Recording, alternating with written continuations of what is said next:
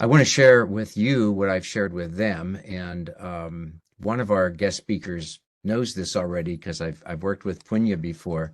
But the style of the webinars is very informal. We set it up as more of a conversation than a lecture series. And each of the presenters or experts has reviewed a set of questions that I developed. They've refined them, corrected them, as you will. So we're trying to really capture the best information from each of our experts that's going to aid you in your project. That's our goal. So we have a series. We have two. Today is really sort of foundation, if you will. We're going to talk to Punya here in a bit about a conceptual framework on how to think about knowledge, what that might mean in today's educational economy, so to speak. And we're going to use that as a structure for how we write our lessons. Allison's then is going to take us into phenomenal background and experience in collaborations and partnerships and working with students. And both Punya's content of the knowledge structure and the student partnerships, faculty-student partnerships, is really an important part of this. We want these lessons and assignments as informed, as educated, as diverse input as possible, which is why we are encouraging this kind of relationship. And Allison's going to share with us a lot of her experiences, what works in these arrangements, what doesn't work. Next week, beginning next week and there on in, we're really dealing with content matter experts. So we'll be talking to a chemist who studies uranium pollution on Navajo nations and the populations. We'll be talking about diet and how diet plays out in our communities. The whole idea behind this project is to help students go through an experience where they begin to recognize health issues. We're going to use the term inequities because oftentimes that's how it gets sort of manifested. It's an inequity somewhere in their community. In order that the hope is down the road, these individuals may begin to recognize and act upon some of these issues, whether it's water quality or access to fresh food, whatever the issue may be, by exposing them to some of the things that we see on a regular basis, and sometimes we get numb to the inequity of it until it's pointed out or until we study it a little bit more. All of that said, the output, as Debbie has shared, is to generate this collection of assignments. The hope is these assignments will not only be beneficial to you, but being shared via OER, they'll be available and shared and used with others as well who may be able to implement them. So that's the rough structure. The informal nature of our conversation today and in the future gives us the opportunity to address, if you have an item, a thought you want to post in the chat group. We'll probably save up the big questions for the end, as Debbie suggested. But if there's a quick thought you have or a question, we can always interject. I'm monitoring the chat as well, Stephanie and Debbie, so we can bring those to you in that time. So I hope that gives you kind of a foundation. And as Debbie said, every one of these will be recorded. You'll be able to go back, re-listen, replay them, or if you were not able to join us, obviously view those. So let me start with Punya Mishra. Punya is the director of the Innovative Learning Futures at the Learning Engineering Institute, and he's a professor in the Mary Lou Fulton Teachers College at Arizona State University. He also has an affiliate appointment in the design school. I can tell you, having worked with Punya on another project, he is a man of many talents and many interests, and a really good thinker about education and the process of education. And I'm going to ask him to give us a little bit of a background on this concept paper. It is designed to provide a knowledge framework. And so maybe two leading questions, Punya. How did that even come about? And then if you would lead that into what is a knowledge framework? Sure. Thank you. Thank you so much, Larry and Stephanie and Debbie and all the people behind organizing this. And um, I have to say this project is like very meaningful to me. I have a background in engineering and then design and education. So the idea of STEAM just touches my heart. That's what I sort of live in. That's the space I live in. That it's connected with OER. Almost everything I do, I try to share publicly. So I'm a great believer in this open educational resources. And finally, that it is connected deeply with the community and the health of the community that I live in. So all of those things. And to think that something that I worked with a graduate student, and a couple of colleagues, I don't know, 15 years ago on the fifth floor of Erickson Hall in East Lansing, Michigan, is finding root and meaning here. Really is very meaningful to me. So thank you, all of you, for inviting me. I'm dropping in the chat my contact information and my website. So if people want to get in touch, they can do that. So with that, the way this framework came to be was, back, I think around 2009, 10, I was going to all these conferences and people are all talking about 21st century learning, 21st century learning. And I had no idea what they meant by that. And so I was speaking with one of my grad students, Christian Kurlick, who now works in Michigan Virtual High School. And I said, can we get our heads around this thing? So what we did, we just gathered, I think, 15 different reports. We got books by Howard Gardner, Yang Zhao. There was the Partnership for 21st Century Skills. The European Union had their own thing. And we basically put all that together. And I wish I had that photograph to show you, Larry, where we actually cut it out little pieces of paper and on this table started sorting and arranging them. And that's how this sort of framework emerged. And I can talk a little bit. So that's sort of the origin story of the framework, so to speak. But I want to say a couple of things about this framework. One, like despite all this talk of 21st century learning, I think if you describe this framework in words, I think John Dewey would be just fine with it. You know what I mean? Like there is something to me which I think captures what is essential about what we do as educators. So if you think about the things that we do or what we try to get at, there is some content, some knowledge that we want to transfer, want to get people to get. So the what. And the next piece is how do we get there? What are sort of the kinds of ways of working with these disciplines?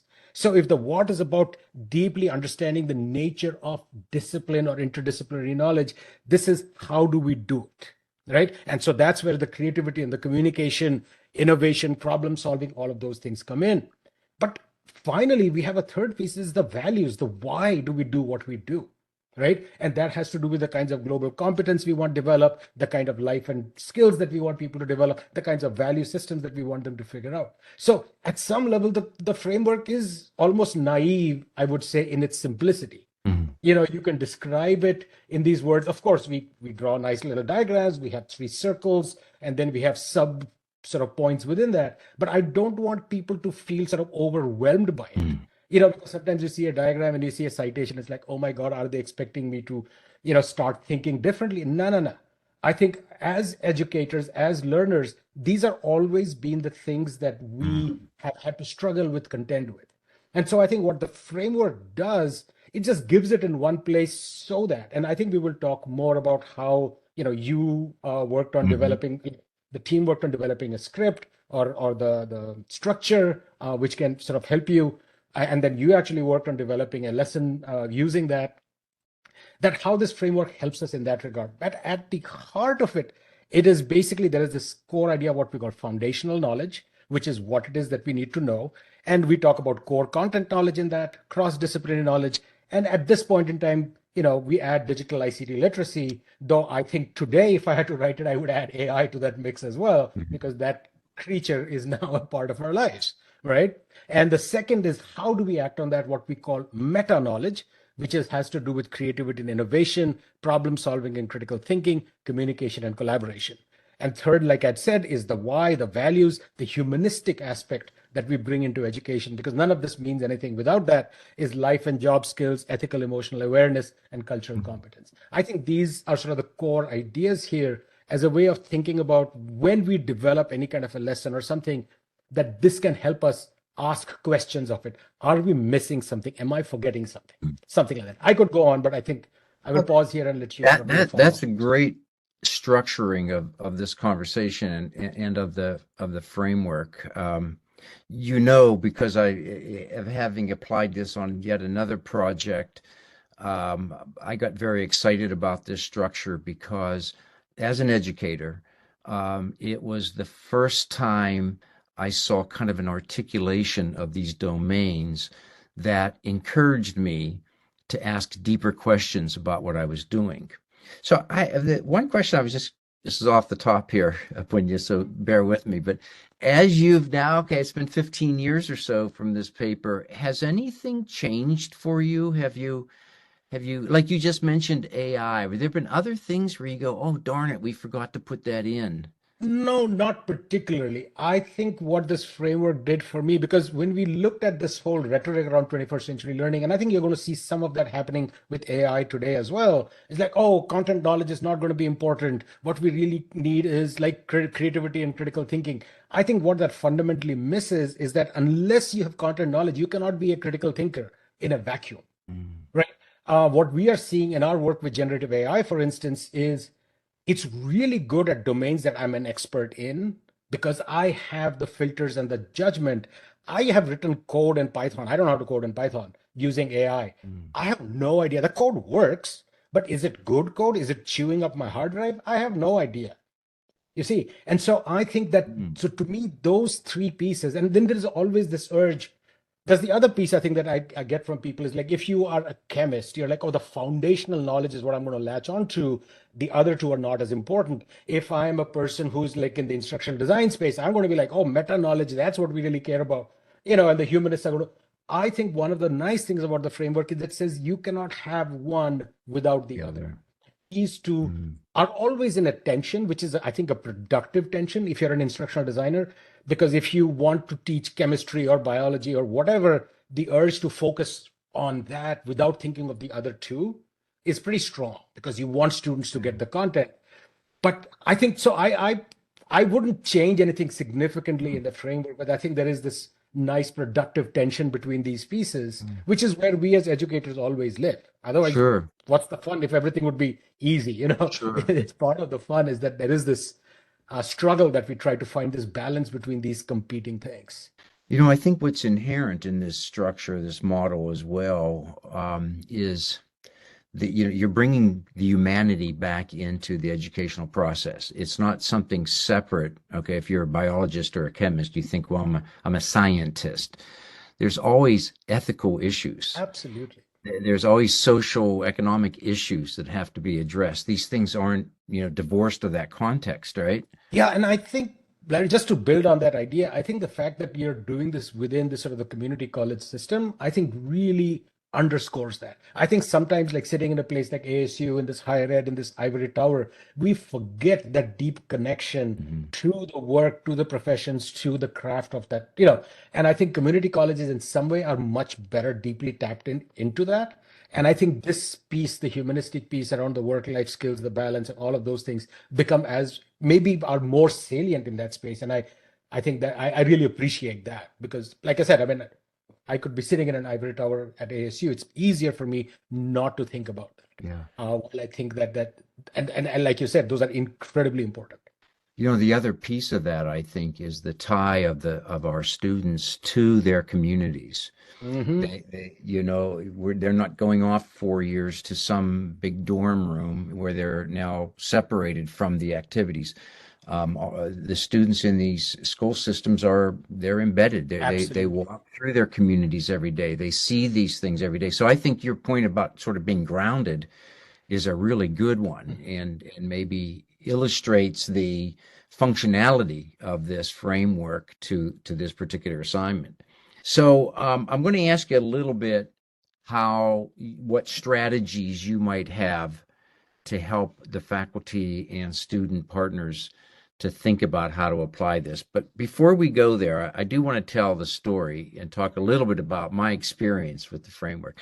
So right before the workshop kicked off today, Punya asked me a question. He asked me, did I work with a student when I designed or worked on the one lesson assignment that you'll see as a sample?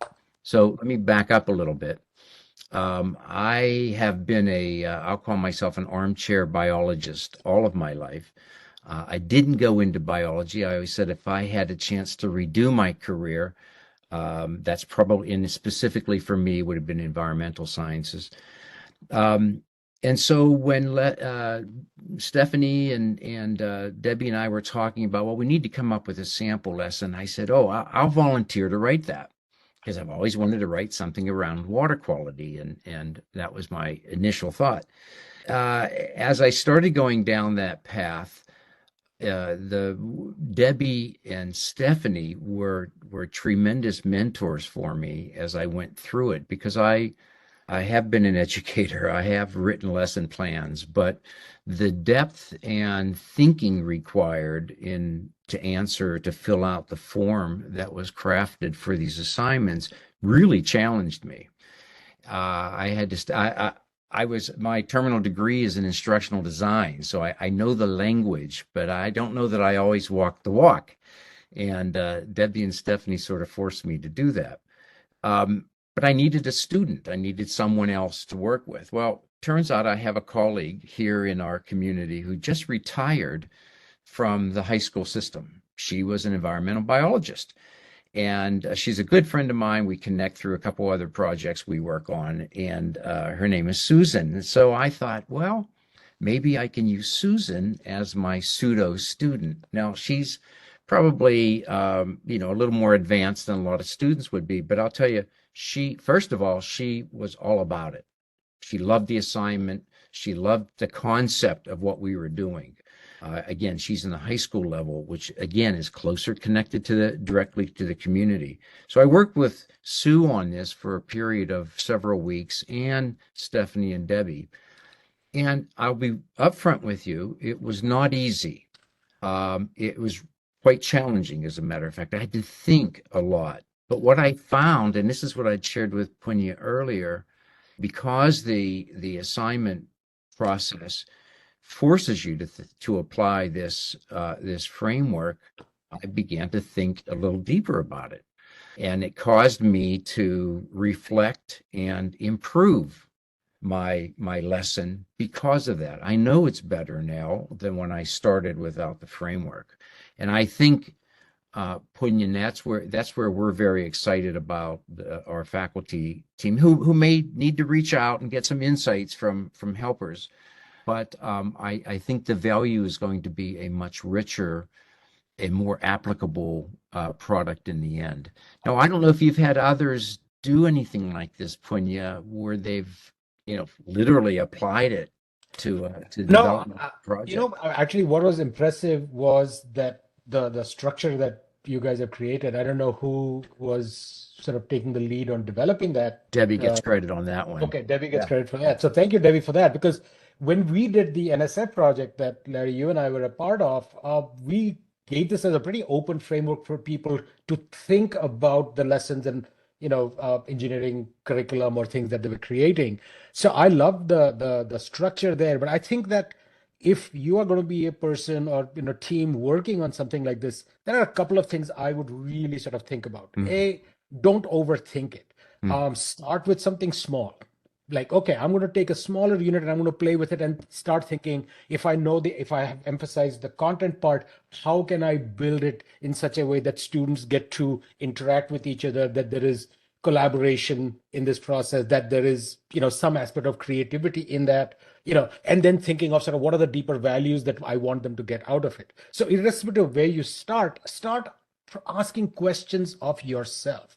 Like really the value of the framework for me is that interrogative capability. mhm, It's saying, have you thought about X when you were designing your lesson? And if the answer is that you haven't, I think it behooves mm, you or anybody as an instructor to say, okay, mm, this piece seems to be missing here. How can I integrate it with that? And that's where I think it gets interesting. And I mm, also feel that this is another space where you worked with a high school teacher. I think one of the most fascinating parts of your project, I was looking at the paper that you shared as well, is this sort of collaboration between the learner and the student and the instructor. I think that is a really powerful thing because very often, one of the most difficult things as an educator is what I call the curse of knowledge, which is Mhm. Because you know something, you think everybody in the world knows it. And it's really hard. One of the biggest things is as an educator to be able to place yourself in the shoes of somebody who doesn't know the discipline, Mhm.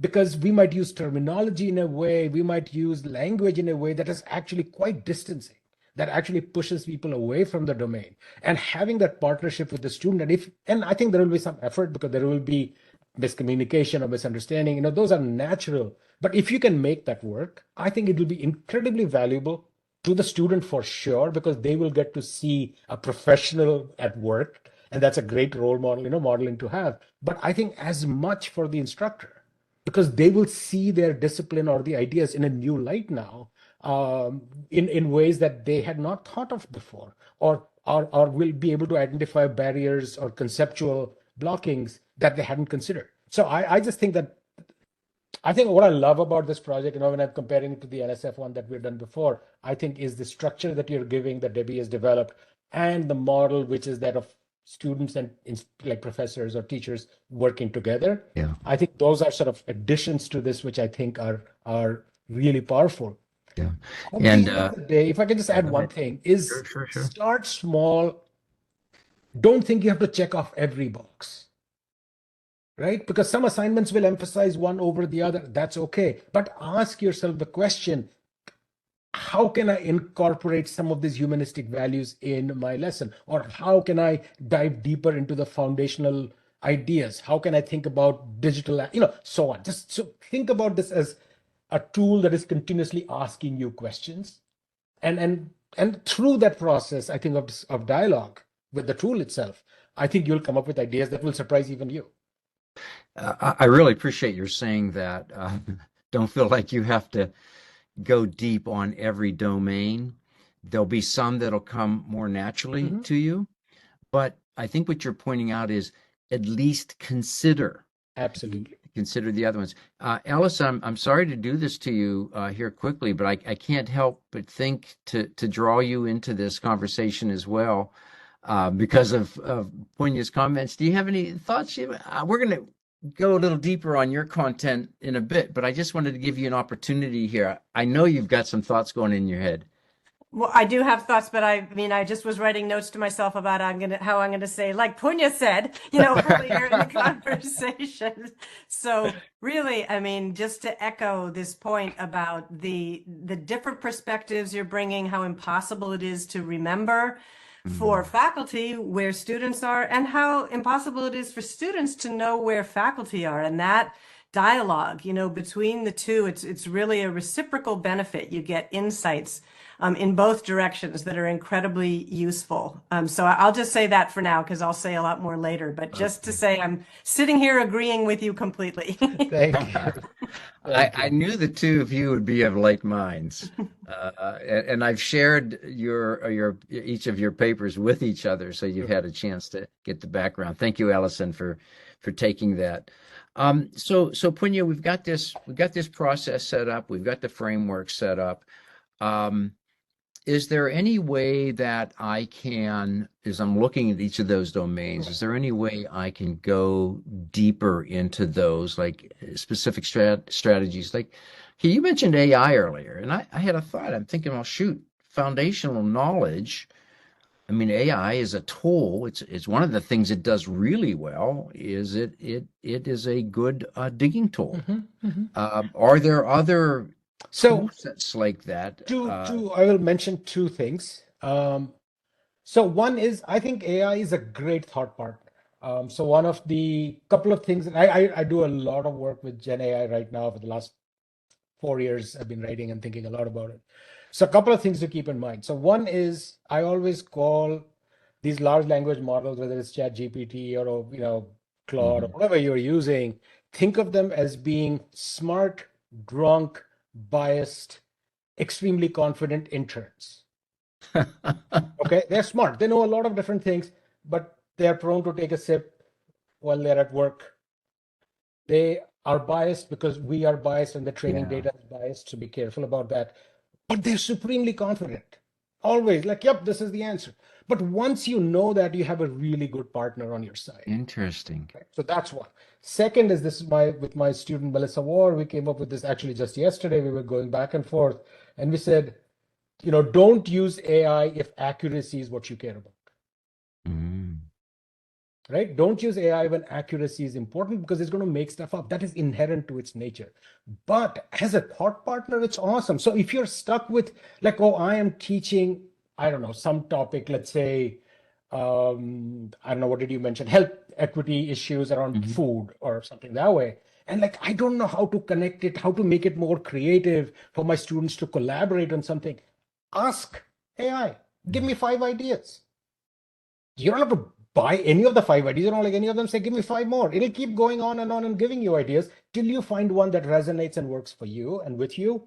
I would totally use that. I You, would totally what suggest I that. find hilarious, I love this idea, this concept of drunk. Oh, yeah, yeah. And I I love that think I metaphor. think what you mean by that, I'm going to interpret it a bit, but you're at a party, you're at, and somebody has had a few, and you get into a discussion, and pretty soon stuff is flying all over the place, half correct, Mhm. probably more not correct, and you really have to, in that situation, question the Yep. validity. And I think that is a great way to frame Yeah. some of these tools because the propensity is we take it for the role. Wow, Yeah, it's a truth. It's a ChatGPT truth engine. seems It to is be. not a truth engine. Yeah, We really have to get out of that. It is not Google search. It is not a truth engine. yeah, What it is an amalgam. It's a mashup of all the good and the bad and the ugly that we humans have digitized and trained these models on. yeah, Does it yeah, make it a useful partner? Absolutely. I mean, I use it all the time, yeah, right? yeah, But never for give me a citation for this paper. I know it's going to get it wrong. yeah. If it gets it right, it'll be just by chance, Right, you know. right, right, right. Um, but is it a great thought partner? So that's one. I would really recommend all of you try that, but use your judgment. Yeah, Filter. That's incredibly important. yeah, The second, and this would be, I think, for the instructional design team, they would love this, which I think when you ask me what sort of could have been a part of this model, I don't think it's a part of the model, but it's a way of working on it, which is sort of a backward design model, yeah, which is how are we going to evaluate all these things that we want our students to learn? So what is an assessment for the content knowledge? What is an assessment for the humanistic aspect of things? What is the assessment? If we can think of that, and then you work backwards to what do I need to do in order for them to demonstrate. And I don't like the idea of tests, but I call them performances of understanding, like that they can perform in some shape or form. It might be a podcast, it might be a poem that they write, it might be a paper, or a model that they create, a mathematical model, yeah. whatever it may be. Like, how can they perform their understanding? So I think Mm. this combined with sort of a backwards design model, I think can be really productive, and use AI as a helper. I mean, Yeah, seriously, I would totally recommend that. yeah. Allison, you're nodding knowingly. Any thoughts? Anything you want to add to Punya's? I'm just nodding in appreciation. I mean, for the clarity, of the ways that you're talking about Mm. this kind of work. I really appreciate hearing you talk through your concepts and your guidelines. That's why I'm nodding. So Yeah. I don't have anything Thank to you. add. I'm just appreciating. Yeah, my big worry always, Alison and Larry, is that, as academics, sometimes we come across as like overcomplicating things. Hmm. I think the complication really comes from the reality, the ground reality. The topics that we choose to work on are what are complicated. Our frameworks actually need to be pretty straightforward and clean, Yeah. because once you go in and you're looking at radioactive waste in the Navajo Nation, my God, you have enough complexity to deal with. Yeah. Our frameworks don't need to be complex. So that's why I keep emphasizing, don't overthink this. It's basically, what do we need to know? How do we act on that knowledge, and what are the values that we bring? Those are the 3 things we should be asking ourselves in anything that we do as educators. Yeah. So if you keep it to that level, the complexity will come from the fact that your students' understanding is all over the place. Sure. There is misinformation in the world, that there is political strife, or there is economic inequity. All of that is going to complicate your life. Yeah. So let's keep our vision clean, Yeah. because it's going to get messy. That's a gift. right? I'll tell you again, I'll go back to my experience on writing that lesson, which I thoroughly enjoyed doing, by the way, because as I said, I was a frustrated environmental scientist, always a wannabe. Um, I started out very large. I had this grandiose plan of all of these things I was going to test for and have the students go out here. And again, it was this my student, my pseudo student Susan, who kept on telling me, Larry, keep it simple. Like you're just trying to do too much. It's all wonderful and great if you have the entire semester to do one lesson, but you don't. So get it down to the salient point Mhm. and focus in on that. So I really appreciate it. The other thing I enjoyed hearing you say, Punya, was the idea that I know you picked evaluation as kind of an example, but in this process, in writing these lesson assignments, maybe encouraging us to think creatively about the evaluation, the performance measurement, as you said. So, because again, I think we fall back on the old methods, the old standards. I'm going to use a multiple choice test, or I'm going to use check boxes or something. And maybe it's, as you said, maybe you're doing a project looking at the impact of uranium mining on local populations, and maybe the assignment is a poem, Mhm. or maybe it's a qualitative interaction with the population there to look at the impacts of these kinds of things, opening our minds up a little bit to consider other methods of getting at that knowledge, I think is a really great point of Yeah, which is why possibility. I don't like evaluation and assessment kind of terms because they come with baggage. Not that Yeah, they inherently have it, but they in our minds they do have it. So a performance of understanding, a yeah, performance of knowing seems so much more productive to me because it could be a different way of expressing that you wouldn't have thought of, but right, is in some way indicative of your understanding, your knowing, your learning through that, right. right? Yeah, and the other potential here, we haven't talked about this too much, but this is a STEAM project. So it really opens up the range of possibility for faculty member in the English department to be teaming up with the faculty in chemistry. And again, thinking creatively, planting some seeds about how we might address and approach this lesson Absolutely. by doing that collaborative work.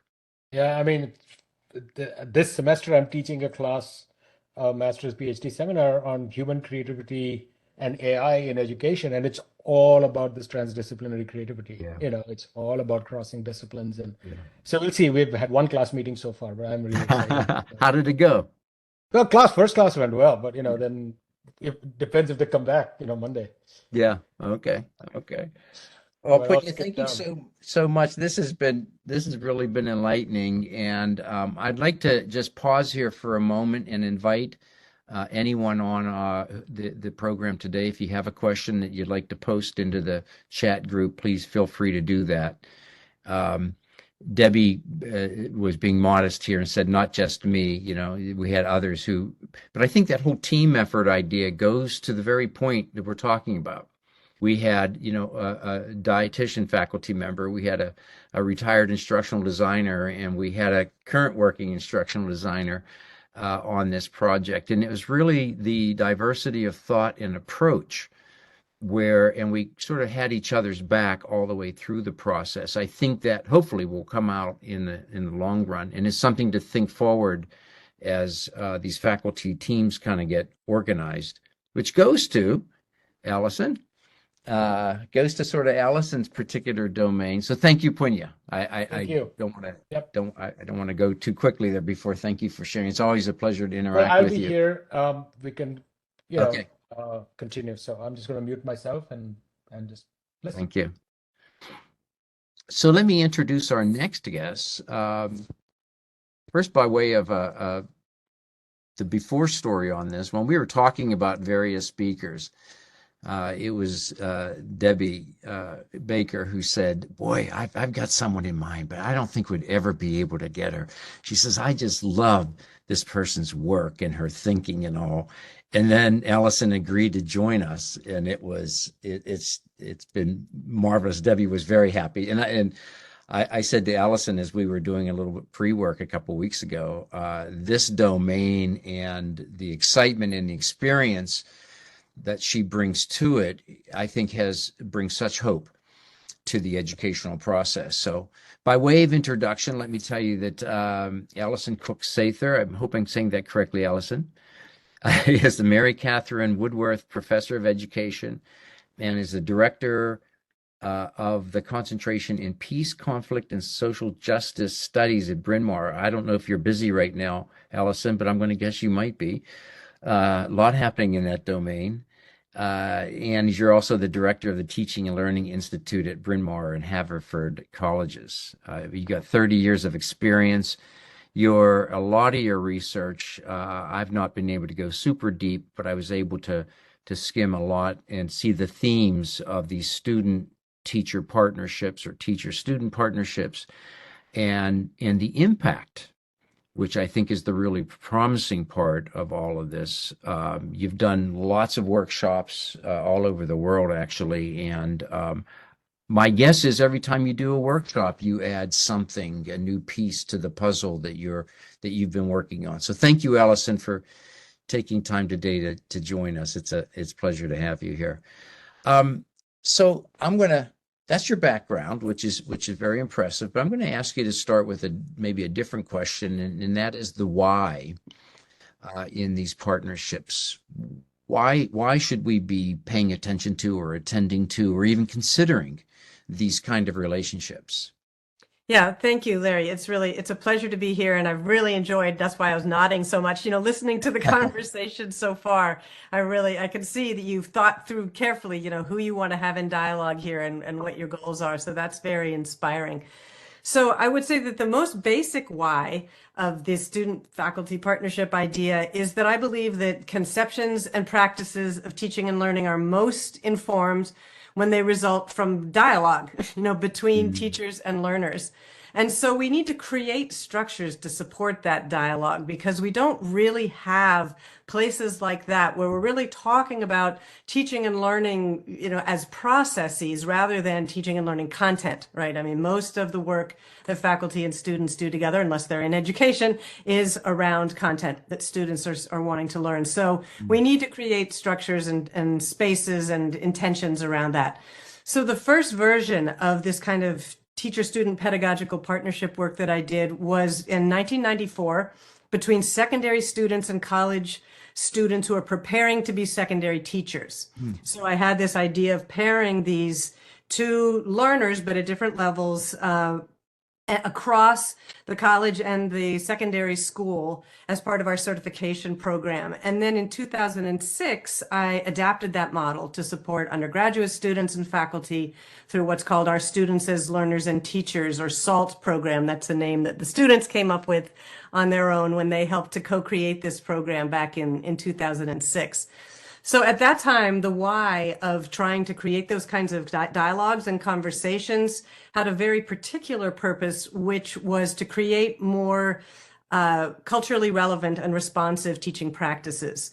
I wanted to make sure that students who are underrepresented and underserved in our institutions really had a voice in talking with teachers about planning and facilitating and reflecting on and assessing learning. So that's where the idea of this program came from, is how do you create these structures for dialogue? And one of the first faculty members to pilot this in 2007 was in our chemistry department. And it was really exciting, to see what she did as a faculty in chemistry.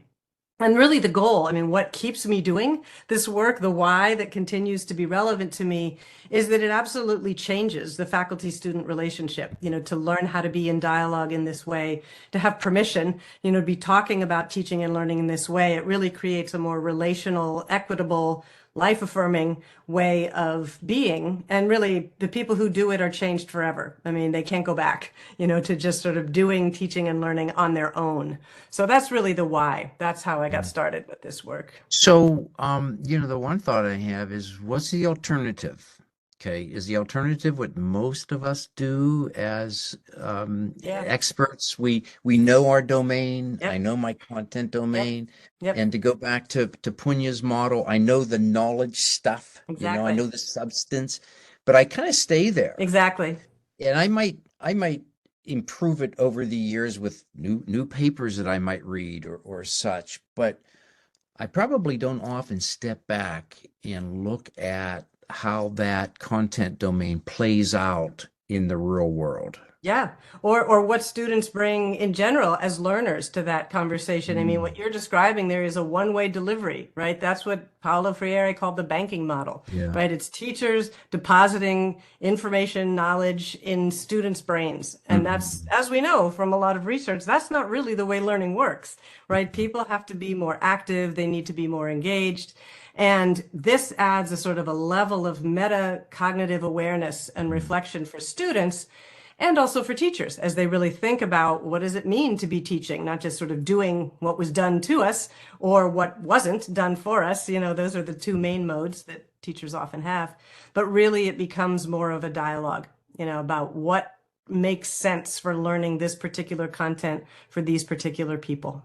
So the phrase you used when you and I talked a couple weeks ago, which I loved, was humanizing the curriculum. Yep. Yep. And I took that to mean framing it in a cultural context, um, thinking about the impact of that content domain on us in our communities. Is that what you mean by humanizing? Am I missing something That there? is not what I mean, but it's related to what I mean. I mean, what Hmm. I meant is really thinking about the teaching and learning as more human activities within the classroom. I mean, not even necessarily related to how it might play out in people's lives outside of the classroom. And I shared with you an article about this where students and faculty in STEM fields work together in semester-long partnerships to sort of think about what supports humanizing STEM education. And I'll just share with you the main findings from that. Two student partners and I, two student partners importantly, who had wanted to major in STEM, but chose not to because they didn't feel like it was welcoming, to them. They didn't feel like they could be their full human selves within STEM at Bryn Mawr and Haverford colleges, and maybe elsewhere people do STEM in more human ways, but I think generally we don't. We have a lot of work to do on this. David Asai has a lot to say about this as well. But so these student partners and I analyzed 32 articles and chapters and essays written by students and faculty who had been in these kinds of pedagogical partnerships, and we identified 5 ways that this kind of partnership work can humanize STEM education. So the first one is to give faculty access to students' perspectives in humanity, right? To let faculty see these are the kinds of things that students struggle with, wrestle with, are excited about in learning STEM. Right, so that gives faculty access to those student perspectives in humanity they don't necessarily get when they're just delivering, Hmm. right? The second one is to support faculty in being perceived as more fully human. One of the things that student partners often say is, oh, I didn't realize faculty care so much, or they work so hard, or they've thought through this and they're trying their best. All these things that help students realize faculty are human too. And they don't necessarily see that, in the daily way that we enact classrooms. And the third one is to provide dedicated space and time to develop equitable approaches. So what these partnerships are focused on is how can we make STEM more accessible, more equitable for everybody enrolled in the course. And then complementing that, the fourth finding was how do you support the enactment of equitable teaching? Because sometimes teachers can be afraid to try things out, to do things differently. They think, what if this doesn't work? What if I get bad course evaluations? There's a lot of structures that really are impediments to people engaging in more sort of Hmm. productively risky ways. And then finally, the fifth one was fostering a sense of mattering and belonging and agency in students, right? When they are in these kinds of partnerships, they feel like they have a voice. They feel like they matter. They feel like they belong in these conversations and they can have agency in the choices that they make about their learning. So really humanizing STEM education is about faculty and students seeing one another as people, right? As human beings, not just as teachers and learners of content. It's about making space and time to develop equitable approaches. And it's about focusing on the affective as well as the academic, right? There's a lot of work out there about imposter syndrome and inequities structured into STEM, and those are what need to be dismantled, right? And you could do that better if you're in dialogue. So that's more what I mean It about sounds like a human. lot of sensitivity stuff. I Yeah, it's sensitivity and just human. I mean, Yeah, it's just, yes. Sensitivity recognizing and being people human. as, Yeah. yeah, Yeah. exactly, I love exactly. that. I love Yeah, that. yeah. One thought I had when you were talking about that, the fourth point there on Hmm. supporting supporting the activity. Right. How does this play out up the scale? So you mentioned, for example, there's a little bit of risk taking here, right? Faculty members putting themselves out there Right. and asking for student input and collaboration and such. Right. Um, what if my department head doesn't buy this model? Because the department head may be sort of a traditional shuffle model, Hmm. Yeah. of education. Do you see that does that become an impediment at times? Absolutely. I mean, students don't expect it, colleagues don't expect it, department heads don't expect it, administrators don't expect it. I mean, it's not part of the norm of most higher education contexts. So, one of the things to think about is developing a clear rationale for why you're doing this. Why does it make sense? How does it promote equity goals? How does it really deepen student learning and developing some language around that so that when people question you, you could say, this is the reason I'm doing it. These are the goals. These are the outcomes, that I want from this. Just like we have to do with learning goals for all kinds of assignments. Sure. Same thing for this kind of practice. So earlier on, you said that once you start this practice, you sort of can't You undo can't it. undo it. Yeah. It's one of the. So I was wondering if you have any stories, and I'm going to bet you do, Oh, yeah. stories of how a faculty or several perhaps have been impacted Mm, and changed, yeah. and then also the flip side, like what happens. I can sort of picture a story about a faculty member. I'm wondering what the impact might have been on some student or Yeah. students. Yeah, absolutely. I mean, I have so many stories that my mind gets sort of clogged like a traffic jam with, trying to choose which one. But I'm thinking about a faculty member during the pandemic who was working with a student partner, and we all went online. We're a residential colleges. We all went online. Everybody had to learn how to teach in this completely different way. And he really worked with his student partner who was not enrolled in his course, but also with all of his enrolled students to reimagine forms of assessment that they were going to use, what the work of the course was going to be. And he said, I mean, that in and of itself was an amazing revision process. But, the real lesson from it that he took was, I'm going to carry this forward. I'm going to do this all the time Mm. because it's better, to be doing this kind of collaborative imagining. How can you best demonstrate, perform, as Punya was saying, how can you perform your knowledge and understanding? That's a dialogue to have with students. So that sticks out in my mind. This is a professor of biology teaching an upper level course. The students talk a lot, and I'll talk about this in a minute. You had asked me to talk about outcomes, but one of the very consistent outcomes is that students feel more capable, more engaged, and they carry those feelings into other courses. Mm. So they become sort of more confident learners. They become more able to articulate their own learning needs and also able to construct ways of engaging, even if they aren't invited, to be active, engaged learners. They figure out how to do that on their own so that they learn better and are more, just capable and committed to their learning. So those are very consistent outcomes for students. There must be a renewed sense of pride, and Yes, maybe on a part of the student, because it changes my my framework of the education system. I'm exactly. no longer just the recipient of Exactly. this, but now Exactly. I become a partner. Exactly. And I say to my folks, oh, by the way, I'm working with, Professor so and so. Right. Oh, Or really? I say to other students who are complaining about their courses, well, what are you doing to take responsibility for making it different? What if you talked with your professor and said, it would really help me if we had the opportunity to do these kinds of activities in class? They really help other students develop the same kind of agency and confidence and language, to name what it is that they need as learners. Yeah, So it's a sense absolutely. of empowerment, right? Totally.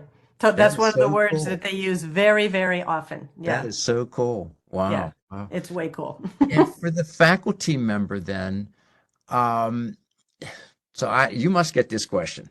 Yeah. Does this I'm ready. method impact the amount of quantity of the stuff I have to get through? Yes, I do get that question, and I actually have an article about rethinking time, very specifically in relation to this kind of partnership work. I'll put it in the chat in a little while, Okay. but or somebody could search for it. It's just called Rethinking Time, and then of course it has something after the colon. But really, if you take the time up front to be engaging in these kinds of dialogues and really working with students to understand their learning needs, you save time later, right? Because a lot of what Mm, happens in the delivery model is that you deliver and then students don't get it all. And then you have to have office hours and reteach it. And then you have to do all these kinds of mm. extra redundant things that you really wouldn't have to do. Yeah, there it is. If you knew better up front what it is that students need, to learn. And so it's sort of it's re-understanding where you put the effort, and it actually can save time. And that's what a lot of faculty in this Interesting. article that Debbie just put in the chat, that's what faculty talk about, is saving time, feeling more confident in the things they ask students to do, just all kinds of ways that it makes because time isn't just time, it's also energy, Yes. right? It's Yes. also sort of what it feels like to be doing the Yeah. work. And to feel more connected is more energizing, Yeah. right? So it actually, even if you spend more time, it's time that nurtures you. So if I'm a faculty member and you're kind of pitching this idea, I can see myself going way back into defensive mode of, Absolutely. oh, I have to, Yep. I've got this book and I've got to get through the book. Yep. What, how do you convince? How do you convey that, hey, look, there's some better outcomes out here, Yeah. you Well, I know? don't usually start with that. The way that I structure the partnership work is for reflection. It's really not about Mhm. change. It's really not about doing something different. It's about Mhm. taking time to clarify what you do already and why, and thinking about what's working already and why. And that's what the student partners that I work with start with. And then once you get into that conversation, people pretty quickly move to, oh, okay, well, all right, so I'm doing that well. So what could I do more? What could I do better? It's a very basic psychology thing that once you feel affirmed in Yeah, something that you're already doing, you're much more willing to think about expanding or, I see. revising what you do. Yeah. So I never start with, okay, you've got a problem with your teaching. Let's fix it. That Yeah. is never the Yeah. frame for this Yeah. work. I love that. I love that approach. Yeah. And I would guess not far into that conversation, the shift happens. Yeah, it Uh, doesn't take long. I mean, some people resist it and some people never really take it up. But yeah. it's optional in our context. You don't have to do it. Yeah. And so, most people who choose to do it, even some who are sort of skeptical, usually end up feeling like, actually, this is really helpful. Even if what they end up feeling is that I reaffirmed everything I already believe, but Yeah. now I know why. Yeah. Now I know why I do it. I mean, I'm thinking of a professor who just argued with her student partner the entire semester, but it was great because she then had all this language that she could take back to her own enrolled students and say, this is why I'm asking you to do this. I'm not just torturing you. This Uh, is what I'm asking because I want you to have these kinds of learning experiences. So that's a great outcome also, yeah. of Well, disagreement. while we're on that, can you Yeah. can you go through a little bit for me the outcomes that you've Yeah, seen, the benefits absolutely. for Yeah. faculty and for students? What might we expect? Yeah. So, when this partnership work is structured well and supported well, it can't just happen automatically. And you and I have talked about this also. There need to be structures and guidelines and support all through, especially for the students, but also for the faculty because it's so countercultural. So when there's this kind of support and people lean into it, the kinds of outcomes that you can see are building confidence and empathy, especially Mhm. for underrepresented groups, right? So faculty get insights into student experiences that aren't, what higher education was necessarily structured for. So much of higher education is not structured, for the diversity of students that we have now. I think in community colleges more, which is great. And I agree with Punya that, there's a lot more really great teaching happening in community colleges where people are more attentive to, who the students are. But that kind of confidence and empathy for students is a very consistent outcome. Another for faculty is developing confidence and clarity about their pedagogical commitment. So that's what I was just talking about, right? Through this kind of dialogue, faculty find language, name what they're doing, clarify their commitments, and really feel stronger and more confident about them. Doesn't mean they don't revise, but they just develop that confidence and clarity. The third is related to that, which is finding the courage to follow through on pedagogical convictions and responsibilities, because part of what the partnership does through the affirmation is to encourage, right? I mean, to really give faculty that sense of, I can do this. I can follow through on this. And there's some beautiful essays written by faculty about exactly that, finding the courage and, feeling like, oh, my student partner is helping me do this. Another very basic one is just gaining a perspective they can't achieve on their own. Punya was talking about that as well. Right? Students have one angle of vision. We have a different angle as teachers, and we just can't have their perspective. And so they bring that to bear on what we're doing. Another one that I think is really exciting is recognizing good pedagogical choices and making those intentional. Like I'm thinking of a psychology faculty member who, was doing something in one of her courses that she had one particular pedagogical goal for it. And then her student partner said, when you do that, it makes everybody feel included. And she said, that wasn't my goal, but now it can become my goal. I can be more intentional about that pedagogical goal. And then finally, the last one that's very consistent is just this developing a capacity to share power and responsibility with students for the learning that's happening in a class, right? It doesn't have to be all on the faculty member. And that's one of the most beautiful things to see when people let go of that. And they at first they think, I'm not doing my job, but not true. You got to rethink what your job is, right? And so that's a very consistent outcome. And then for students, I would say, and I've already talked about this somewhat, deepening their learning. They really get to analyze learning because they're in a conversation where they're reflecting on learning, not just reflecting on whether they're learning content. So this informs their engagement in all of their courses, right? When they learn how to learn, metacognitive awareness helps them become better learners across their courses. It also really nurtures a sense of belonging and mattering. And I talk about those as two slightly different things, right? Belonging is about fitting in. It's about being part of a context where you feel like you fit. Mattering, I see, is a little bit different, and some student partners and I and another colleague and I have written about this. Mattering is not context specific, right? It is feeling like who you are, especially if you don't fit, actually matters, right? It's not about fitting in. So I think that's a very important distinction. And then a word that you used already, empowerment. I mean, students feel so empowered by this work. Another aspect that I see very consistently is understanding of teachers and teaching. They really understand what goes into this work in a way that otherwise it's kind of like behind the curtain. It's like Oz, right? They don't know how it's working. But when they do know, then they really understand and appreciate that. And there's a complement to that, which is that they understand and appreciate the diversity of the way students learn.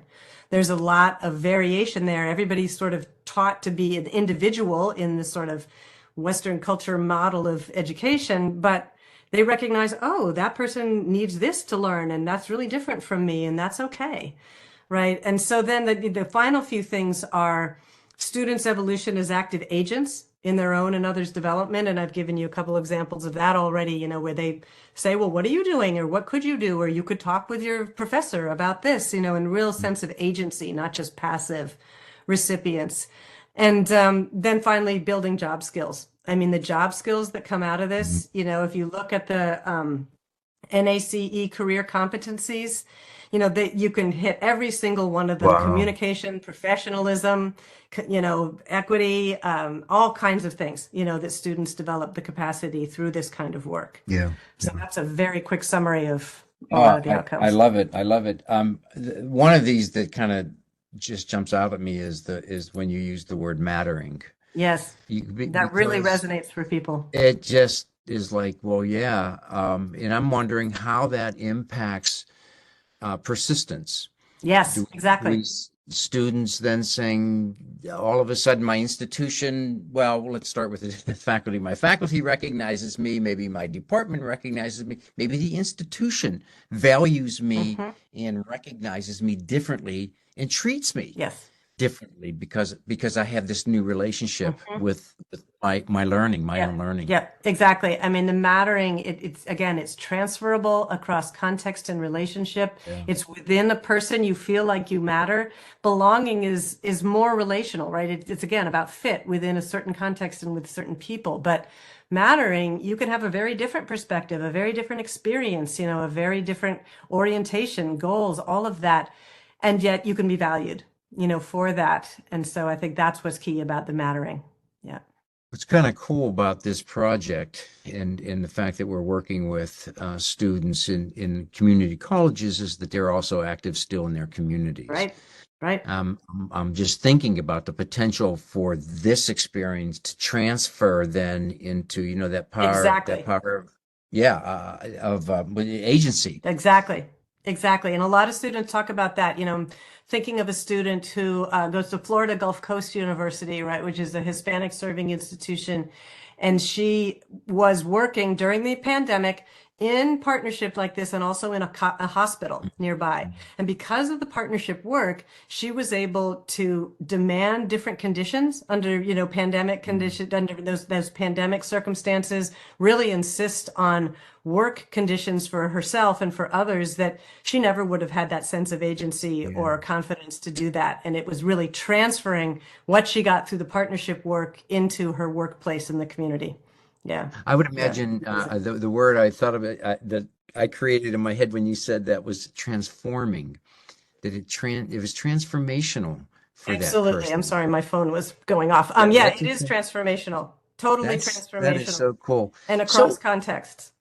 just out of curiosity, could this model work is size a variable? I mean, does it Size work of better if I have institution, you mean, or six? size of No, course, no, no, or? size of my course. If I got 6 students versus a class of 25 or a class of 50. Well, I'll give you an example. Purdue University. Oh my gosh. I'm sorry. Hold on. Okay. Um, Purdue University is running a partnership program, and they have some courses that have 1,500 students in them, Mm, right? That's more mm. students than the entirety of my college, right? Yeah, And they're yeah. doing a partnership program like this in Wow. those courses. And it's amazing. They have the same kinds of outcomes that I'm talking about here.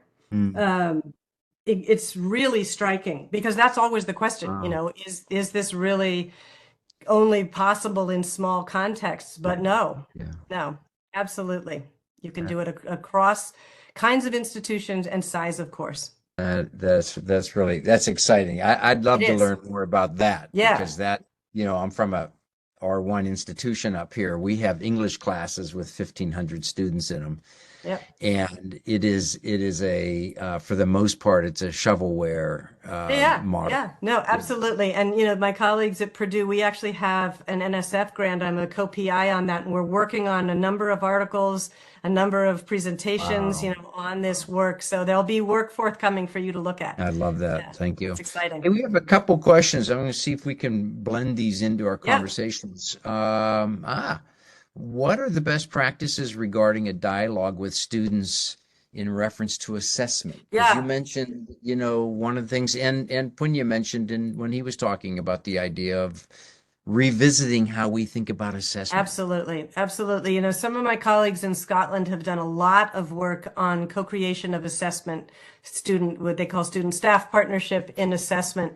And really there are a number of different ways of going about it, but talking about criteria, is one Mm. thing. Could faculty and students co-create criteria Mm. for assignments? Now, this is not about ignoring what faculty know students need to get out of an Yeah. assignment. That's why the word is co-creation, right? So Yes. faculty bring what we know students need to get out of the assignment, and then students bring what they know, and you put them together. So talking about criteria, creating rubrics, responding to Mm. one another's work, in more collective ways. I create a lot of structures for students to respond to one another's works in progress, presentations, all of those kinds of things that are formative assessment, right? So you can think about formative assessment and summative assessment through co-creation.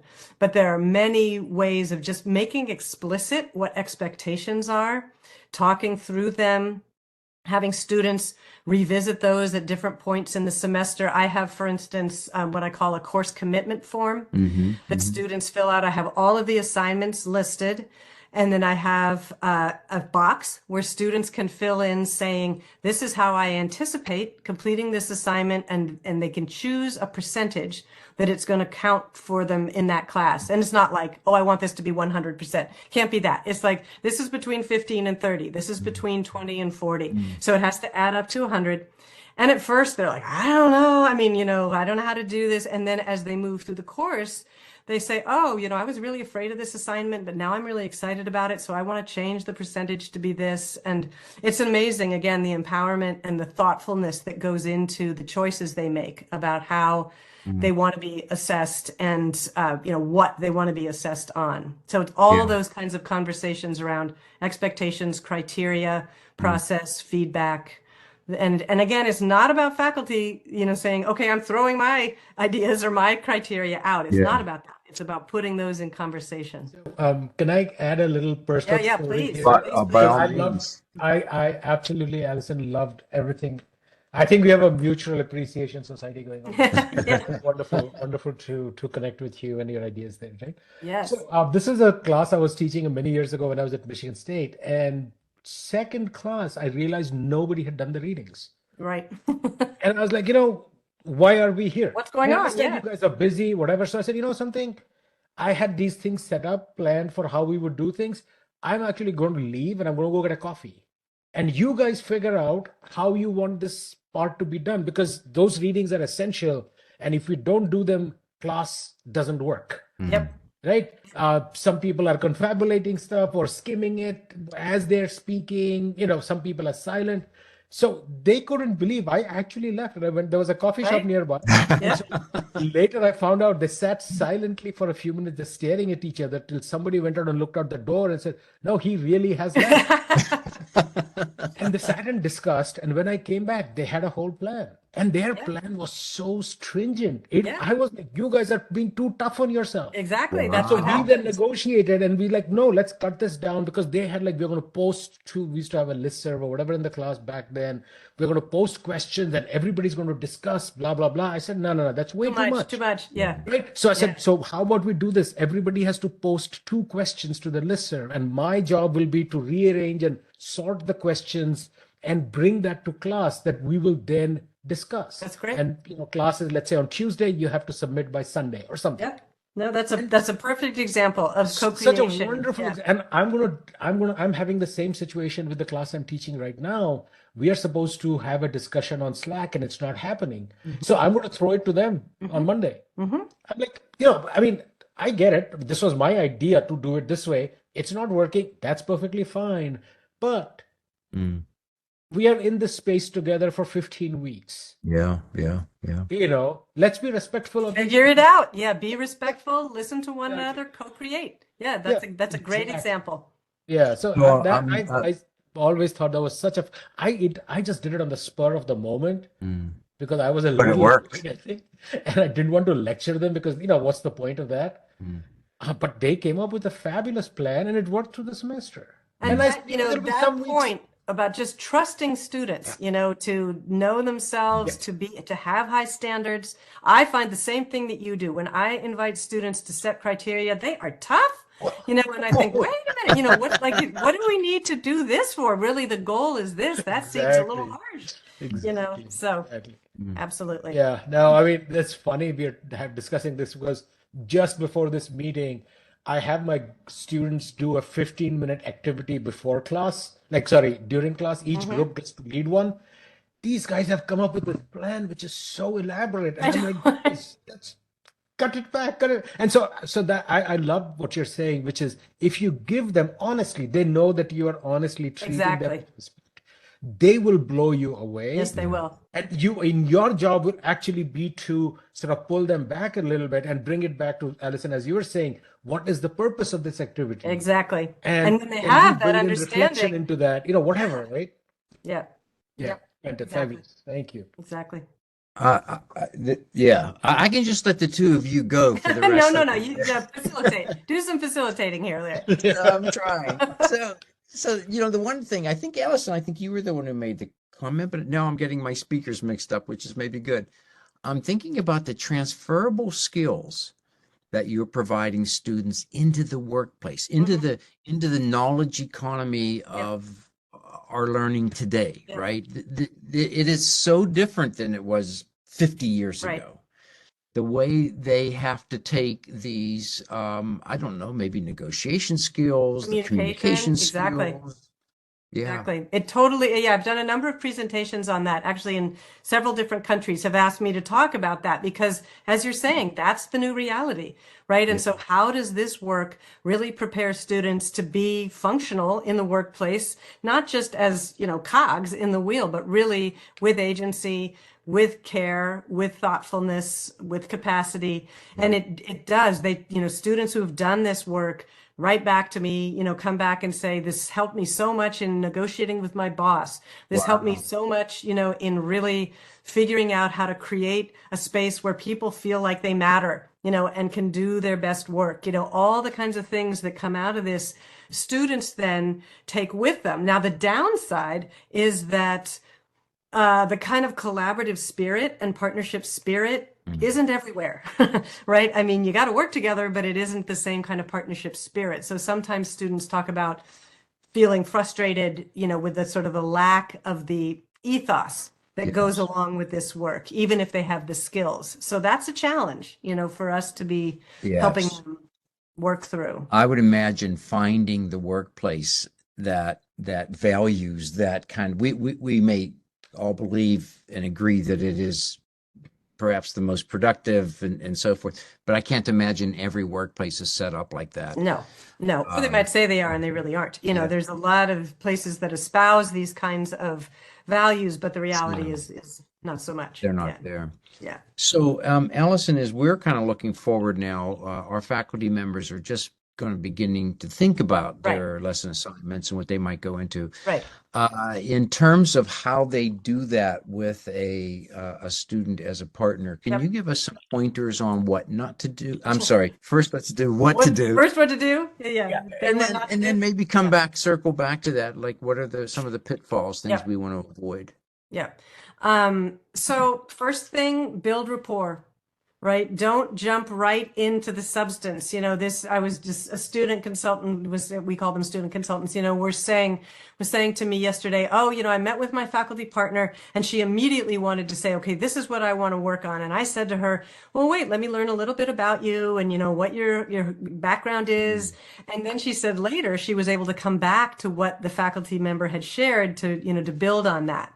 So it's so important to start with the human. Now start with building the relationship. So asking questions like, what interests and skills and hopes do you bring to this? Right? Yeah. What are you as a person hoping to get out of this before you jump into what are the specific kinds of assignments you want to create? Second, establish a focus for the work. So what are the goals for the collaboration? And students can ask faculty partners questions like, what are the assignment goals? What are the specific pedagogical goals you have for the assignment? What kind of learning experience do you want students to have?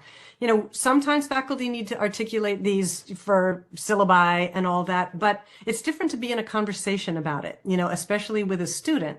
And then the student can say the kinds of things that really engage them, in activities, in assignments, in just being students. And so again, that conversation that is about both the pedagogical goals or the learning goals of the assignment, and then what has been meaningful and engaging for the student partners in their general lives as a student. Another student consultant said today, we have experience expertise, he said, which was so great. I love that phrase, experience expertise. And it's true, they know what it's like to be a student and to try to do these assignments. So really draw on those. That would be my second piece of advice. The third is to articulate basic parameters. Like you can't do everything. You can't accomplish everything with a single assignment. And this, goes to your point, Punya, too. Not too much. Start small, do something that is not so gigantic that you think you're going to transform the universe with it, but really something that is doable, meaningful, and realistic. Also related to something, Punya, you said earlier, clarify language, concepts. Faculty, they write these assignments and they think, oh, this is totally clear and compelling. And students are like, I have no idea what this is asking me to do. Right. So really talking is not because they don't have the capacity to understand. It's a translation problem. Right. So really thinking through the language used in assignments is a great thing for the students and faculty partners to do. And then the other thing I would just say is more logistical, which is to establish a regular meeting time and a structure for the meetings. Really be thoughtful and intentional about that rather than just sort of getting together. Because otherwise, what will happen is people will fall into traditional roles, of Yeah. faculty member might say, okay, here are my ideas. And the students might just say, oh, yeah, that sounds good. Because if they don't have the structure and the intentional drawing on the two perspectives, it probably easily, understandably, might fall back into sort of typical patterns. So if I can hold you there for just a second, it Sure. sounds to me like the very first one, the building rapport, Yeah. is the place where you begin to build space. You Yes. begin to open up the dynamics of Yes. this relationship differently Exactly. than what I've seen. Exactly, because you have to redefine your roles. You Yeah. have to redefine your roles because everybody comes in with a prescribed role they've been living. Yeah. Not that everybody lives it in exactly the same way, but this is quite different from what most people do. Sure. Yeah. It was always important for me, in various environments I operated in, was to balance expectations. Mm-hmm. Mm-hmm. Where does that fit in your five Yeah, that's pieces? Is that logistics? that's number three. Three. Okay. Articulate basic parameters. Like, you can't address everything. You can't do Okay. everything. So it's got to be, realistic expectations for what is manageable. And it's also really in four, which is, sort of what are the roles? What roles are you going to play? Right. And don't take those for granted or make assumptions about those. So here's a crazy question. I just came, it just crossed my mind. Yeah. Is the student ever evaluated in this process? Do they ever get a sort of a grade for Not how they not typically perform? in the program that I do. I mean, there Okay. are moments of formative assessment, where I ask both the faculty and the student partners to sort of reflect on have they come up with processes of working together that are working well for both of them? Do they need to revise those? And I get a lot of assessment feedback from everybody, but there's no grading involved in this in Okay. my program, and there's Okay. no formal evaluation. Interestingly, some faculty end up asking their student partners to write letters for them for their review and promotion, because Really? this, yeah, absolutely. And it's beautiful to see because, they have a Oh, perspective on this faculty member's practice that nobody else has, wow. right? It's been great to see that happen. Isn't that Yeah. interesting? I mean, that Yeah. there's a dynamic shift, right? Totally, right? It's Yeah, who gets usually to the write student. the letter of Yeah. recommendation? That's really cool. Yeah. So with these five guidelines, what are some pitfalls that you've Right. seen that kind of undermine the effectiveness? Yeah. So one of the biggest ones is faculty feeling like they have to do everything students say, right? They see it as a complete role reversal, somehow that like, oh, okay, I'm in this partnership. I have to pay attention and do whatever the student recommends. And that just isn't, that's not what it's for. Yeah, The purpose totally. is dialogue, clarification, affirmation, maybe new directions, but sometimes faculty feel, okay, I've agreed to do this partnership, so that means I have to do everything that the student says. So no. So that's important to be clear about that. Relatedly, both faculty and student partners can get defensive because they feel vulnerable, right? Because both of them are saying, this is what matters to me. This is the way I think this should go. And if the other person doesn't feel the same Right, way, right, right. that's hard. That's hard, Yeah. right? And so there's vulnerability here. And then people's reactions to that faculty reaction tends to be to reactivate their power, right? Yeah. And just to say, well, this is the way we're going to do it because I know what I'm doing, and you're just a student. And students will have a tendency, to sort of say more, okay, well, what do I know? I'm just a student, and Interesting. defer. So trying to help people not get defensive and rather say, why am I having that reaction? Why is this important to me? And really do reflection on why they might be at odds. And they may never agree, and that's really okay. Yeah. It's about clarifying, right? And maybe compromising and maybe saying, okay, well, if we do this that you think is important, let's do this that I think is important. It's a negotiation, Yeah. right? But I'm guessing up front where you talked about kind of the to-dos, the positive to-dos, building that rapport, Exactly. creating the space, and the student ultimately has to understand the faculty member has a contractual responsibility to the institution and That's to right. that And not to the only that students. student, but all of the students. Exactly. So Exactly. sharing at that point, look, I really appreciate. In the end, though, please understand. Yeah. This is how we're going to do it. And when these defensive modes come up, let's recognize them and talk them through. Exactly. Exactly. And, it's important that I'm talking about the kind of partnership, with this kind of thing with students who are not enrolled in the courses. Now, if you're doing partnership with all the students enrolled in your courses, and I do that also, that's a different kind of dynamic. But I would not recommend, and here's what I do not recommend, having one student who is enrolled in a course be a partner in reflecting on the course and not give that opportunity to others. That creates inequities that are really, really problematic. But if you're going to create an assignment like this with a student, who's not enrolled in the course, or you're going to co-create the assignment with all the students, all of these principles still apply. So in this case, we're not redoing the entire course. We're working on one assignment.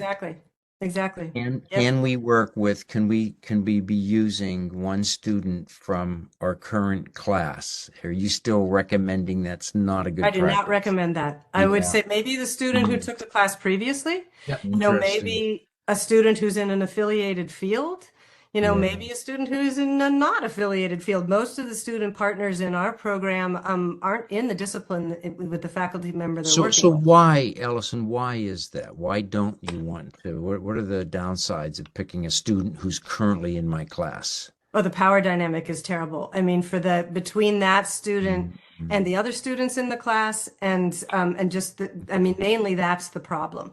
And it puts that student in a very awkward position in relation to peers, but also perhaps gives them a leg up on, if they're getting graded in that class and they've been able to co-create it. Interesting. It's much more familiar to them. Yeah, so I would not do an enrolled student, or I would do all the enrolled students. Yeah. Or as long as you give everybody an opportunity, to be co-creating, okay, then maybe that would look different for each person. But having one student, I really don't think. Hey, Greg asks a really interesting question. He says, what if that assignment, which is our case here, will not be implemented until the following semester? So you remove, what do I want to Well, then I think it's okay. Because the problem is with the enrolled students at the moment in real time. Yes. I think to Greg's point, if it's going to be next semester, then that doesn't apply unless that student's going to be in that class, and then that's something to think about as well. But it's much less problematic if it's for the subsequent semester. Yeah. Okay, that's really, really helpful. I'm glad we clarified that. Yeah. No, and I'm glad also Maria and Greg for your putting Greg this and to in the Maria chat. for their input. Yeah, thank you. Yeah. Punya, I'm going to come back to you. Any thoughts, comments, observations for Alison you might want to share?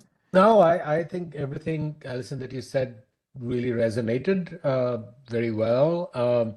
Clearly you have thought this through and implemented this, and you have, I can tell.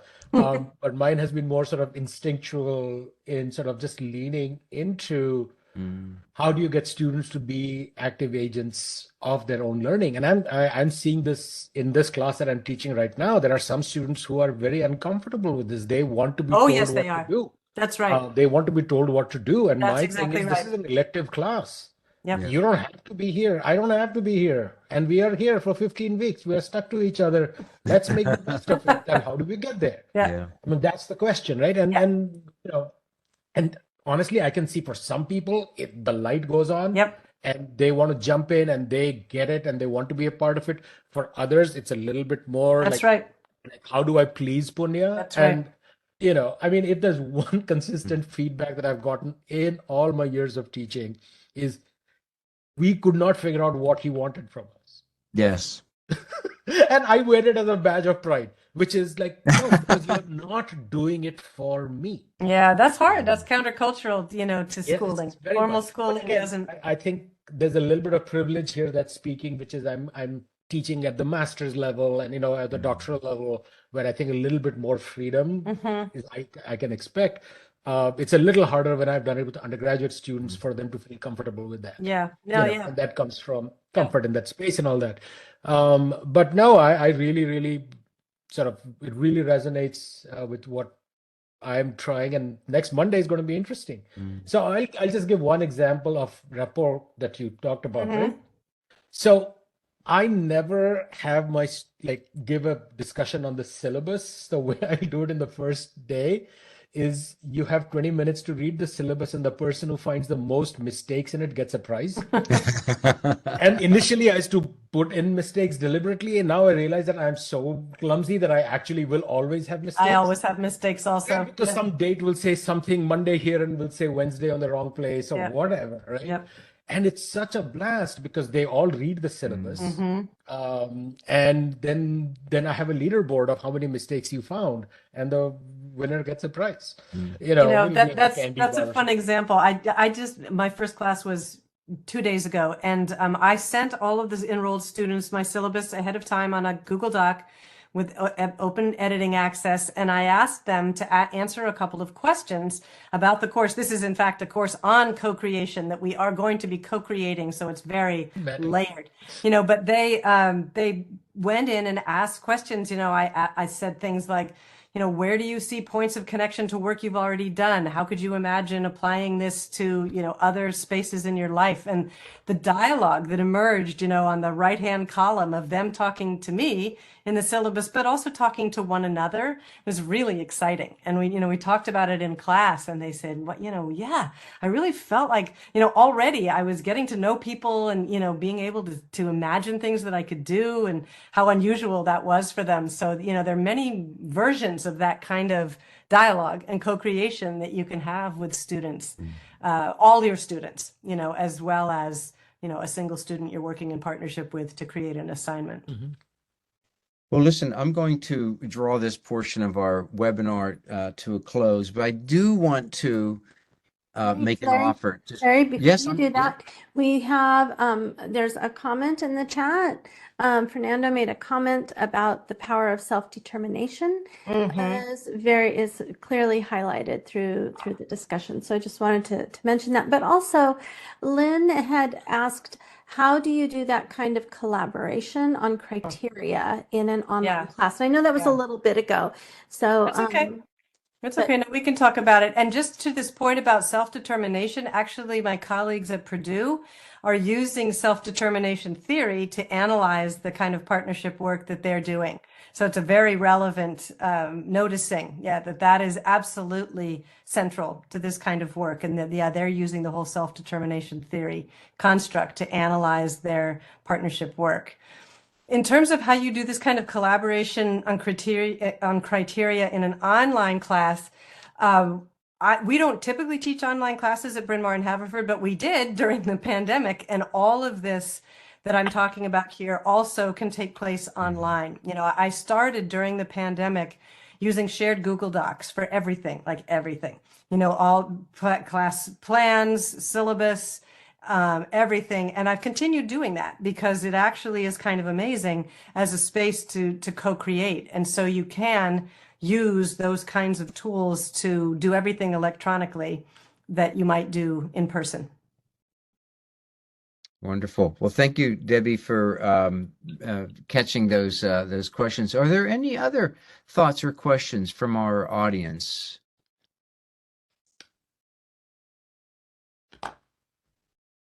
Okay, so let me, I'm not going to try to summarize all this because this is what it would look like. It's, you see, I had to start turning the paper to capture.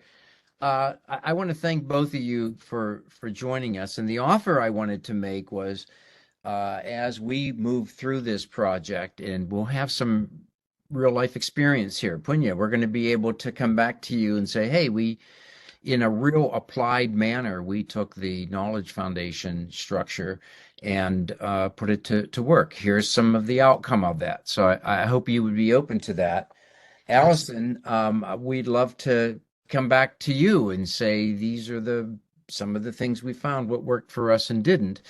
And if you're open to it down the road toward the end of the project, maybe there's a day we can come back, even if it's for 15, 20 minutes and just kind of capture some Yeah. of the thinking that you've provided us. The foundation has just been tremendous. Yeah. And Well, Well, and I let know, me also, to that point, let me extend an invitation to you if you want, if any of your faculty and student partners want to write about this work, to mm, publish essays about it, there are a couple of different spaces in which that could happen. So wow. I would just, yeah, I won't give you the details now just because you're not at that moment, but to keep in mind that there are spaces to write about this kind of co-creation and partnership work. And it doesn't have to be the traditional, empirical research article. It can be a reflective essay that really just talks about your experience, your insights, your recommendations for others. And people have found that very rewarding, to share. It could either be, a collection of many of those of you working on this or individuals who want to do it. I'd be glad to help and guide people with that. I've often found on those reflective exercises the impact being to bring up ideas that I had forgotten. Yeah, mhm, And right? mhm. all of a sudden I come back and appreciate it at a different level. That's exactly true. And it makes me think that if people might think remotely that they're interested in writing, keep a little reflective log, keep a journal, Yeah, keep some good notes to point. yourself as you're going along, because you will not remember, the moment when you realized, oh, I could try this, or Yeah. oh, that student had this insight that I never would have thought of. You'll lose track of that. It'll all get Sure. blended into the final Yeah. product. But what's most helpful for readers is to see those moments, of insight or shift or aha. So, Yeah. Alison, with that in mind, this time, one of the groups in my class, like by rotation, they have to write a blog post about what happened the past week. Mm-hmm. Yeah. So that's a Nice. way of documenting it It because, is. the other thing that I do is I believe there's this great quote by Lee Schulman that learning is least important if it's hidden and I'm mangling the quote, but when it's communal and collective. And so I have this radical transparency thing in my class, which is everybody can see everybody's work, Transparency is great. Yeah, Lee you Schulman know. was actually, he just passed recently, was one of my professors when I was a graduate student. He Oh, was one of the most wonderful people ever. I'll send you a Wonderful piece I person. wrote about him Oh, send it to me. Send on it my to me, please. website. Yeah, yeah. Yeah. Yeah. No, that was I met him once, but Mm. he was incredibly influential in my career. He's Um, amazing. He was Michigan amazing. State connection as well. So yeah. Yeah. Mm. Good. Well, listen, thank you both again. Thank you for joining us and sharing of your knowledge and your expertise. It's such a pleasure. And thank you to the participants who joined us this afternoon as well. We're looking forward to interacting with you more. As I said, the sessions from here on in are going to be a bit more discipline oriented to get you thinking about the structure of your assignments as you develop. Debbie, I'll turn it back over to you and see if there's anything you want to say in terms of wrapping up. Um, oh, thank you, Punya. So we're gonna spend some time when we meet on the 31st, really going through the website. But what we've tried to do is to capture all of the different resources and things that Punya and Allison shared, and went ahead and have got them added onto that website. And so we'll talk on the 31st about how how you might use that space. And we'll drop the link in the chat here for you all in a second too, because I've learned I can't do two things at once. And I just want to say thank you so much. It was such a pleasure to hear from both of you. And yes, I am kind of fangirling here a little bit with Alison's work. I have several of her books over here behind me on the shelves. So really, really thrilled to have had a chance to bring both of you to this space. We are going to transition into some Q&A here. If you have questions for Punya and Alison, now is the time to share them, but we'd also like to go ahead and answer any burning questions that our participants, our attendees today might have about the fellowship, our fellowship as a whole. Yeah, so thank you. Stephanie, Kelly, Janelle, anything? No? Okay. I would just comment how wonderful it is that we have Stephanie and Janelle. I'm sorry, I'm going to get the names wrong, but our library OER resources. Sorry for that. What a great asset to the project to be able to help the faculty members work through their assignments. So thank you both for being with us on this project. Yeah, and just to build on that, some of the original partnership work I did back in 1998, I think, with support from the Mellon Foundation, was to create partnerships among faculty, librarians, IT specialists, and students to really reimagine, a whole course. So there's a lot of expertise there that could be leveraged, in these kinds of partnerships. So just thinking about the partnership, not only between the faculty and the student, but also in multiple directions. It's very exciting. Yeah.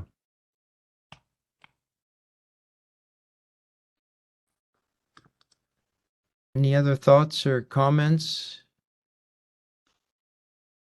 Debbie, my guess is that as we sort of get kicked off here in a week or so, questions will start to bubble up as folks kind of get immersed into the real work of their project. So. Absolutely. We did record today's session.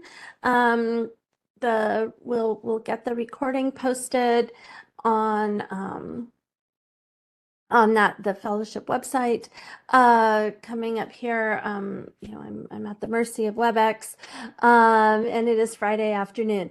So, but we'll get that up there. And send an email out to everybody. I do know that we had some folks that couldn't make it today and people that had to jump off early, and we will record the sessions kind of as a matter of course because of that, because we know everybody has different timing availability. I do want to thank all of the faculty and students that were able to join us today, and we have time. I mean, we're not sending you away. If questions arise, please feel free to unmute and ask, or drop them. One thing, Debbie, we didn't mention was the number that we're working with 22, 23 faculty teams. Yeah, we have, wait for it, 22 faculty and student teams participating in this fellowship. Lynn, I do have a list of faculty that are participating. We have faculty, so Maricopa Community Colleges is comprised of 10 individually accredited community colleges around the Phoenix metropolitan area. We have a representation from all 10, which is really exciting. This was made possible by a grant from the Arizona Department of Health Services. And so we're really excited to be able to create this opportunity and to make it available to faculty this year, and really hopeful that it works out well and we're able to show from the work that we're doing now, the value of this type of opportunity so that maybe we can get funding in the future to run it again, and maybe have some different focuses. The webinars will be very, very content-based, but they will also be set up with some time for the teams to meet in breakout rooms to talk about or reflect on some of that content learning that from the webinar. On the 31st, our guest speaker is Dr. Sonia Lopez. There we go. And she's going to be talking. Larry, you want to share a little bit about that? Sure. So Sonia has done a lot of work in examining, researching how health disparities appear among Hispanic families due to eating, or I should say access to foods, but also she commented on the cultural dimension, and in all contexts how that impacts what we do. And she's going to share with us some of that research, and also to talk about within communities, how does diet and access to the kinds of foods we need impact these families. So she was fascinating to talk to, as everyone has been, I have to say. It's been wonderful learning about these research areas. I mentioned earlier I was an instructional designer at one point in my career, quite a few years ago. But one of the things I loved about it most, Debbie, as an instructional designer, was the opportunity to interact with so many experts and to learn, a little bit about each, as I've done today, and I think as we'll do as we move forward with our speakers. Awesome. Yeah. Thank you. Let's see. Alison, you mentioned an article about mattering and belonging. Do you remember what the name of that article was? It's actually a book chapter. I'll put it in the in the chat. And if you can't access it, let me know and I will. This is being recorded, right? But don't tell anybody that I will send it to you. Thank you. But here's the citation. I mean, you may have the book actually, and it would be. I mean, I recommend the book, but I have a problem with buying books. I tend to buy a lot of them. Yeah. Awesome. Thank you. Oh, that's great. I'll add that citation to the web space for anybody who's interested. Beautiful. I could definitely give you another one too, which is just actually it's a much smaller undertaking, which is a presentation I did at Family Weekend at my college a while ago with a student partner on the same topic. So that I can put that in too. Oh, thank you. And let's see, here it is. And that's free and you can immediately see it and you don't have to buy the book. So let me see, I'll put this in right now. Yeah, this was really fun. And back to your point, Larry, about empowerment, the student, after we did this, just felt so empowered by the experience. It was really something. Very quickly on that point, I was just reflecting on another project I worked with some Maricopa faculty back in January. And the students came in to do a presentation on their project, and this is what blew me away. Their families came in. Beautiful. And to see the student there and showing their parents this project they had worked on, the amount of pride. Yep. It was palpable. I mean, it's just amazing stuff. This is such good stuff. It's so deep. It's so deep. Yeah. It really is life-changing. Yes. All right. Well, thank you again. We really appreciate your time. Thank you again to everybody who joined us, and we look forward to talking with you all, except for Punya and Alison, next Friday. Although you're welcome to join us if you want to. But let's make it so it's not so long next time, Punya and Alison. It sounds great. Debbie, do share once you have uploaded the video, let me know. But I usually vlog these things, and it gets more people to watch and absolutely. Wonderful. Absolutely. That's great. All right. Have a wonderful Thank you. afternoon. Thank You were you. marvelous. Thank you both. Thank you. Bye. Bye. Take care, Bye-bye. everybody. Bye-bye. Bye.